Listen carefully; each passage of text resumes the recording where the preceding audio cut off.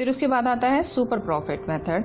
Super profit method वैसे ही same जैसे एवरेज प्रॉफिट मेथड था। एवरेज प्रॉफिट में भी आपने average profit into number of year purchase ही किया था, और वैसे ही आपको super profit into number of year purchase निकालना है इंटू करके। सुपर प्रॉफिट कैसे निकालोगे आप? एवरेज प्रॉफिट जो कि आपने पहले ही निकाल दिया है, average profit minus normal profit. अब क्वेश्चन आता है कि नॉर्मल प्रॉफिट कैसे निकालना है, क्योंकि एवरेज प्रॉफिट जब आप क्वेश्चन करोगे तो आप सबसे पहले एवरेज प्रॉफिट ही निकालोगे। एवरेज प्रॉफिट आप ऑलरेडी निकाल चुके हो। अब बात आती है नॉर्मल प्रॉफिट निकालने के लिए। तो नॉर्मल प्रॉफिट कैसे निकालोगे आप? Capital invested into normal rate of return divided by 100। कितने आपने कैपिटल इन्वेस्ट कर रखी है, उसका कैपिटल इन्वेस्ट कर रखे क्या, उसका रेट क्या है, और डिवाइड कर दोगे आप 100 से। जैसे फॉर एग्जांपल जो सुपर प्रॉफिट होते हैं जनरली जितने प्रॉफिट हो रहे हैं उससे भी ज़्यादा एक्सेस में अगर लाभ हो रहे हैं वो होता है आपका सुपर प्रॉफिट। जैसे कि हमारा जो बिजनेस है उसमें हमारी जैसी ही अन्य फर्मों में 15% प्रॉफिट हो रहे हैं। सपोज 15% प्रॉफिट हो रहे हैं हमारी जैसी, मेन बात है हमारी जैसी, हमारी कंपनी को तो हो ही रहे हैं पर हमारी सिमिलर जैसी कंपनियां हैं उनको भी 15% हो रहे हैं। तो हमारी फर्म में 1 लाख रुपए की कैपिटल इन्वेस्टेड है और उस पर 25,000 रुपये सपोज प्रॉफिट हो रहे हैं, जो हमने 25,000 यहाँ पे निकाल लिया था। नॉर्मल प्रॉफिट 1 लाख रुपए पर 15% रेट दे रखा है तो होने चाहिए 15,000, जबकि एक्चुअल प्रॉफिट कितने हो रहे हैं 25,000। तो हमारा सुपर प्रॉफिट क्या है 25,000 माइनस 15,000 यानी कि 10,000 के हमारे सुपर प्रॉफिट्स हैं। और सुपर प्रॉफिट को एक निश्चित संख्या से गुणा करके ख्याति का मूल्यांकन किया जा सकता है। जैसे इसमें एग्जाम्पल दे रखा था फॉर 2 ईयर्स, तो आप 2 ईयर्स को इंटू कर सकते हो तो आपका सुपर प्रॉफिट आ जाएंगे। फिर उसके बाद आता है आपका कैपिटलाइजेशन मेथड। कैपिटलाइजेशन मेथड में आप क्या करोगे? एवरेज प्रॉफिट सेम, इसमें 2 कंडीशन दे रखी हैं, average profit and super profit, यानी कि it's totally goodwill totally dependent on profits. पूरी प्रॉफिट्स पर बेस है। आप फर्स्ट और अगर आपको सेकंड समझ में आ जाता है तो आपसे थर्ड वन भी इजीली कैलकुलेट कर लोगे, average profit and super profit. तो इसमें capitalisation of average profit method and capitalisation of super profit method. तो फर्स्ट में कैसे करोगे? सबसे पहले आपको फर्म के औसत लाभ ज्ञात करने हैं, यानी कि एवरेज प्रॉफिट निकालना है आपको। फिर इसके बाद आपकी जो आय की सामान्य दर दे रखी होगी यानी कैपिटलाइज वैल्यू कैलकुलेट करनी है। आय की सामान्य दर के आधार पर उन्हीं लाभों का पूंजीकृत मूल्य यानी कि that is capitalise value calculate करोगे। इन लाभों को अर्जित करने के लिए कितनी पूंजी की आवश्यकता पड़ेगी? एग्जाम्पल, अगर किसी व्यवसाय के औसत लाभ सपोज एवरेज प्रॉफिट 40,000 है और आय की सामान्य दर यानी कि रिटर्न 10% दे रखी है, और इन लाभों को कमाने के लिए आप कैसे कैलकुलेट करोगे? 40,000 आपके एवरेज प्रॉफिट है। अब आपको टोटल प्रॉफिट्स निकालने हैं तो 100 डिवाइडेड बाय 10 जितना रेट दे रखा है तो आपको यानी कि 4 लाख रुपए पूंजी की आवश्यकता है। इस पूंजी को, इस कैपिटल को आप capitalisation of average profit method या नॉर्मल कैपिटल एम्प्लॉयड कहते हैं। फिर उसके बाद आता है आपका एक्चुअल कैपिटल एम्प्लॉयड, ये हमको फाइंड आउट करनी है। और लास्ट में आता है जब आपकी सामान्य जो नॉर्मल कैपिटल एम्प्लॉयड में से एक्चुअल कैपिटल एम्प्लॉयड माइनस करके जो वैल्यू बची होती है that is a goodwill.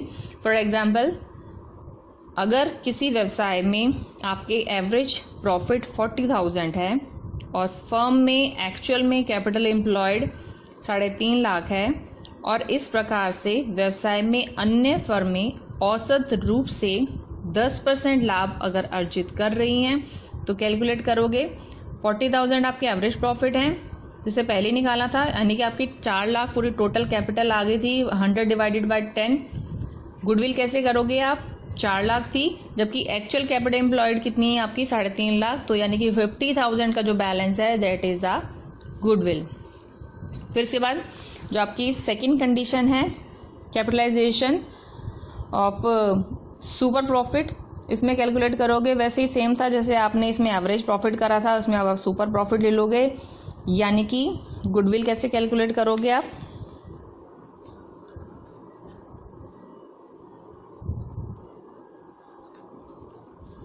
Super profit है into 100 divided by normal rate of return.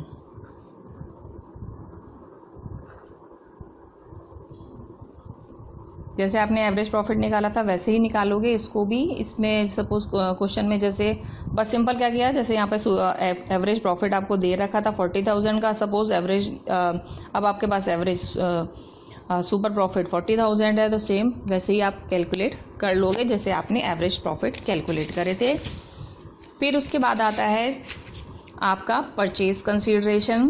Purchase consideration क्या होता है कि जब किसी व्यवसाय को सेल किया जाता है तो उसके बदले में कुछ अमाउंट आपको मिलेगी, उसे परचेज कंसीडरेशन कहते हैं। कि परचेज करने के लिए आपने कितनी अमाउंट कंसीडर करी है, यानी कि आपने दी है एक बिजनेस को परचेज करने के लिए। यह जो परचेज कंसीडरेशन है व्यवसाय की net assets minus net liability से जितना एक्सेस होगा, जितना अधिक होगा, वही आपकी गुडविल की अमाउंट है। यानी कि अगर आपकी लायबिलिटीज़ तो कम है और आपकी एसेट्स ज़्यादा हैं, तो जितनी ज़्यादा हैं उतना ही आपकी गुडविल होगी। वह जैसे यदि व्यवसाय की संपत्तियां तो हैं 15 लाख की और दायित्व दे रखे हैं 2 लाख के, तो इस व्यवसाय को और 20 लाख में खरीद लिया है, तो क्या होगा आपका परचेज कंसीडरेशन मेथड में, सपोज सेलिंग प्राइस यानी परचेज किया है 20 लाख में 20 लाख में, और आपकी जो एसेट्स माइनस लायबिलिटीज़ हैं वो 13 लाख हैं। ठीक है, तो यानी कि एक्सेस कितना है 7 लाख का, ये आपका गुडविल है। 13 लाख आपका एसेट्स माइनस लायबिलिटी से आया है। ठीक है, ये आपका परचेज कंसीडरेशन है। और लास्ट है आपका एन्युटी मेथड।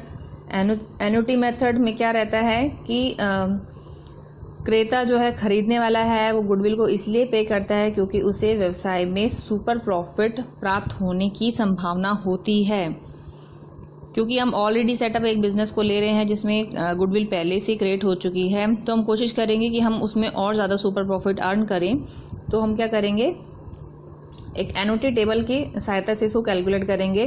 जैसे भविष्य में हर साल थोड़े थोड़े किस्तों में होने वाले जो सुपर प्रॉफिट है उसके बदले में जो परचेजर है, जो खरीदने वाला है, वर्तमान में एक साथ ही गुडविल के रूप में अमाउंट पे कर देता है। यह राशि कितनी हो यह भी इस बात पर डिपेंड करता है कि भविष्य में कितने वर्षों तक आपको सुपर प्रॉफिट होने की संभावना है। सपोज एग्जांपल लेते हैं कि एक क्रेता है, उसको 5 वर्ष तक 1 लाख रुपए 5 वर्ष तक 1 लाख प्रति वर्ष अधिलाभ मिलने की संभावना है। ऐसा मान के चलते हैं कि जो आप बिजनेस परचेज कर रहे हो वो 5 साल तक आपको प्रॉफिट अर्न करके देता रहेगा, कांस्टेंट प्रॉफिट।